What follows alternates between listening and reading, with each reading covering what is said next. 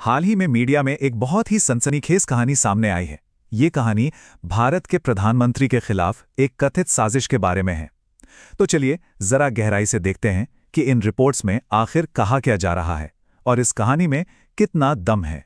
तो सवाल सीधा सा है, क्या वाकई प्रधानमंत्री मोदी के खिलाफ कोई बड़ी साजिश रची गई थी?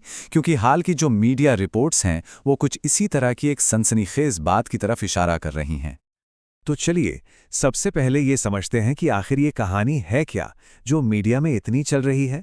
ये कहानी एक नाकाम की गई हत्या की साजिश के बारे में है। मतलब कहानी ये है कि रिपोर्ट्स के मुताबिक प्रधानमंत्री नरेंद्र मोदी को निशाना बनाने की एक पूरी प्लानिंग थी, जिसे भारत और रूस की इंटेलिजेंस एजेंसीज ने मिलकर फेल कर दिया।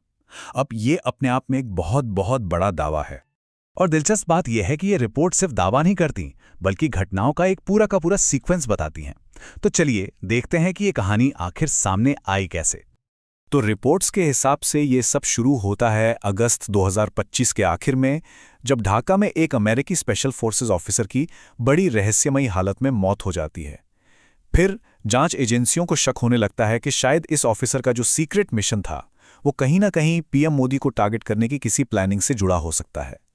और फिर कहानी का क्लाइमैक्स आता है एससीओ समिट के दौरान, जब कहा जा रहा है कि भारत और रूस की एजेंसियों ने मिलकर इस कथित हमले को रोक दिया।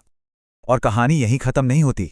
कुछ रिपोर्ट्स तो इस पूरी घटना के पीछे एक अमेरिकी खुफिया एजेंसी का हाथ होने की संभावना भी जता रही हैं। पर हाँ, ध्यान देने वाली बात यह है कि यह सिर्फ एक दावा है, कोई साबित हुआ फैक्ट नहीं। वैसे इस तरह के सुरक्षा खतरों से जुड़े दावे कोई पहली बार सामने नहीं आए हैं। अगर थोड़ा पीछे जाकर देखें तो याद होगा कि 2013 में पटना रैली में जो बम धमाके हुए थे, उन्हें भी इसी तरह एक संभावित हमले के तौर पर देखा गया था। चलिए अब आते हैं सबसे जरूरी हिस्से पर, यानी दावों और हकीकत के बीच का फर्क समझने पर। तो देखिए, सबसे पहली और सबसे बड़ी बात तो यह है कि इन दावों को किसी ने भी इंडिपेंडेंटली वेरीफाई नहीं किया है, ना ही सरकार की तरफ से कोई ऑफिशियल बयान आया है।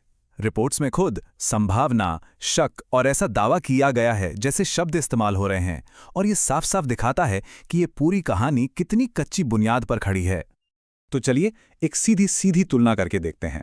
एक तरफ है सनसनीखेज दावा कि एक बहुत बड़ी साजिश को नाकाम किया गया, और दूसरी तरफ है हकीकत कि इस पूरी बात का कोई भी ठोस सबूत या ऑफिशियल कंफर्मेशन है ही नहीं। ये बस एक मीडिया रिपोर्ट है और कुछ नहीं। तो फिर इस सारी जानकारी को देखने के बाद सवाल उठता है कि इसका मतलब क्या निकालें? इसे आखिर कैसे समझना चाहिए? देखिए, इसे समझने का एक बहुत ही सीधा सा तरीका है। नंबर 1, मीडिया में एक बहुत गंभीर दावा सामने आया है। नंबर 2, इस दावे को साबित करने के लिए कोई भी पक्का सबूत या ऑफिशियल बयान मौजूद नहीं है। और इसीलिए नंबर 3 और सबसे जरूरी बात, इस कहानी को एक सच्चाई की तरह नहीं, बल्कि सिर्फ एक मीडिया रिपोर्ट या एक शक के तौर पर ही देखा जाना चाहिए। और ये पूरी बात हमें एक बहुत बड़े सवाल पर लाकर खड़ा कर देती है। आज के इस दौर में जहां कोई भी जानकारी इतनी तेजी से फैल जाती है, वहां बिना कंफर्मेशन वाली खबरों पर आखिर कितना और कैसे भरोसा किया जाए? ये एक ऐसा सवाल है जिस पर हम सबको सोचने की जरूरत है।